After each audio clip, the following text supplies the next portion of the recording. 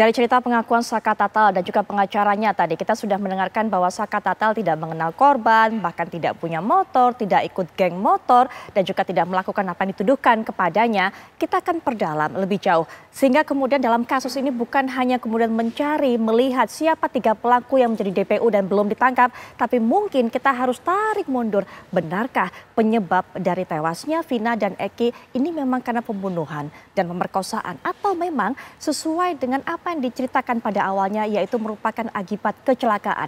Nanti kita akan perdalam kasus ini tentunya dan juga akan memberikan pandangannya selaku ahli hukum pidana, yaitu Mas Heri Firmansyah. Assalamualaikum warahmatullahi wabarakatuh. Selamat malam Mas Heri. Waalaikumsalam warahmatullahi wabarakatuh. Selamat malam Mbak Putri.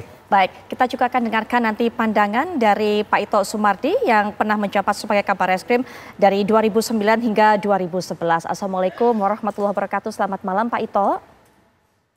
Waalaikumsalam Mbak Putri. Betul sekali. Selamat malam. Ya, dan juga ada Mas Heri Firmansyah di sini, Pak Ito. Selamat malam, Bapak.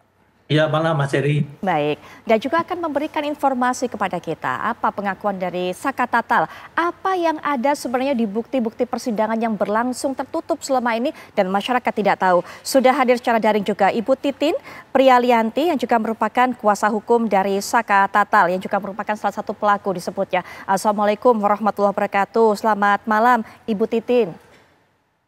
Waalaikumsalam warahmatullahi wabarakatuh. Baik. Selamat malam Mbak. Baik, Ibu, tadi Saka ini sudah mengatakan tentunya bahwa tidak mengenal dengan korban. Kemudian juga tidak memiliki motor, bukan anggota geng motor dan sebagainya. Tapi mengapa Saka ditangkap, Bung? Terima kasih Mbak. Kalau penangkapannya sendiri jelaskan karena orang tua salah satu korban yang dilapori waktu kecelakaan tunggal, ternyata setelah melihat kondisi motor, merasa, saya ngomong apa yang terungkap di persidangan ya Pak. Baik, silakan. Jadi Ibu, kenapa di persidangan itu dijelaskan kenapa dia berpikir, waktu itu saksi itu berpikir, orang tuanya bukan korban kecelakaan, tapi korban pembunuhan. Saksi waktu itu, karena saya yang nanya, kenapa Bapak saksi beranggapan itu bukan kecelakaan? Karena 1 bulan sebelumnya anak saya berkonflik dengan temannya, bahasanya itu. Karena kecurigaan itulah dan naluri dia sebagai seorang polisi, dia menelusuri kembali. Setelah melihat motor itu, dia menelusuri daerah yang dilalui anaknya. 500 meter dari situ dia ketemu dengan orang yang bukan warga situ, Aep dan Dede itu, dan menanyakan apakah pernah melihat motor ini kejar-kejaran. Intinya kalimatnya seperti itu. Kemudian Aep dan Dede itu diberi nomor handphonenya, apabila melihat orang yang mengejar motor anak saya, silahkan menghubungi. Nah itu jam 14 bertemu dengan Aep dan Dede, jam 17 itu Aep dan Dede sudah menghubungi orang tua korban laki-laki. Diinformasikan kalau yang mengejar motor anak Bapak sekarang sudah berkumpul di depan SMP 11. Kemudian juga terungkap di persidangan karena mendapat informasi itu, orang tua yang bersangkutan membawa anggotanya dan menangkap anak-anak yang sedang berkumpul di situ, termasuk Saka yang saat itu setelah membeli bensin, karena anak-anak itu sedang berkumpul dan ada polisi di situ yang akan melakukan penangkapan, dia malah mendekati. Karena ada pamannya yang di situ mendekati dan maksudnya mau menyerahkan motor karena sudah disuruh membeli bensin, ikut juga ditangkap. Itu penangkapannya dasarnya seperti itu. Kecurigaan insting dia sebagai seorang polisi. Di situ juga di persidangan ditanyakan oleh hakim apakah membawa surat penangkapan, tidak membawa surat penangkapan, hanya komunikasi lisan. Jawaban saksi di persidangan seperti itu. Jadi dari penangkapannya saja sudah bermasalah. Setelah itu kami juga tidak bisa, saya kan dapat kuasa setelah anak-anak itu ditangkap. Tetapi tidak bisa ditemui di Polres Kota karena sudah dibawa ke Polda. Yang terjadi di terjadi di Polres Kota seperti yang diceritakan oleh Saka Tatal. Dari penangkapannya seperti itu, kemudian juga di dalam persidangan antara tuntutan dan visum serta hasil otopsi ada perbedaan yang sangat mencolok. Yaitu kalau di visum adalah luka meninggalnya akibat patahan tulang tengkorak belakang. Kalau misalnya di tuntutan itu karena benda tajam di perut yang mengakibatkan kematian. Kemudian hal-hal lainnya dalam tuntutan, anak-anak itu sedang berkumpul di warung Ibu Nining. Jadi asumsi jaksa sepertinya warung Bu Nining itu adanya di pinggir jalan raya. Karena ketika korban melintas, anak-anak itu berteriak woi woi woi.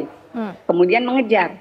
Faktanya warung Bu Nining itu ada di dalam Gang Bakti 2 yang jaraknya itu sekitar 100 meter. 100 meter dari jalan raya. Dan posisinya itu di tikungan. Kalau anak-anak berkumpul di situ tidak akan bisa melihat jalan raya. Gitu. Itu fakta kedua. Fakta ketiga, dari saksi yang dihadirkan oleh teman dekatnya korban, teman dekatnya korban, itu menyatakan sampai pukul 21.15 di tanggal 27 itu, saksi masih bersama dengan korban. Kemudian pukul 22, polisi dari Polsek Alun sudah mendapatkan informasi ada korban kecelakaan. Pukul 22.30 dari Polsek Talun datang ke lokasi TKP. Artinya ketika pukul 22 sudah ditemukan ada 2 korban kecelakaan, saksi yang bersama korban di pukul 21.15 menit berarti punya selisih 45 menit sebelum ditemukan.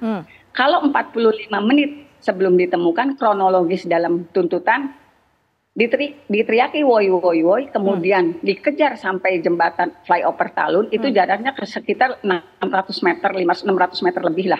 Dipukuli di atas jembatan Talun, kemudian setelah tidak berdaya dibawa ke belakang showroom, berarti kan kembali lagi ke tempat semula, kemudian dipukuli, diperkosa, disabet dengan senjata tajam. Setelah itu dikembalikan lagi ke jembatan Talun yang sekitar 600 sampai 700 meter dari showroom. Jadi apakah mungkin dalam kondisi seperti itu 45 menit bisa, kalau misalnya nih ada DP 3 orang, berarti kan ada 11. Kalau soal DPO saya nggak berani bicara karena itu juga tidak secara spesifik disebutkan di persidangan. Baik, Bu Titin, mungkin sampai di situ, Bu Titin. Pledoi itu yang saya sampaikan. Baik, ya sampai di situ dulu terlebih dahulu, Bu Titin. Tadi mengatakan bahwa polisi melakukan penangkapan karena ini kan salah satu yang ikut menangkap adalah merupakan ayah dari korban, ayah dari Eki, begitu. Karena mendapatkan informasi dari Aep dan Dede. Nah, apakah Aep dan Dede dimintai keterangannya oleh pihak kepolisian dan apakah Aep dan Dede juga didatangkan ke persidangan, Bu? Sejak awal sidang, Aep dan Dede tidak pernah dihadirkan di persidangan.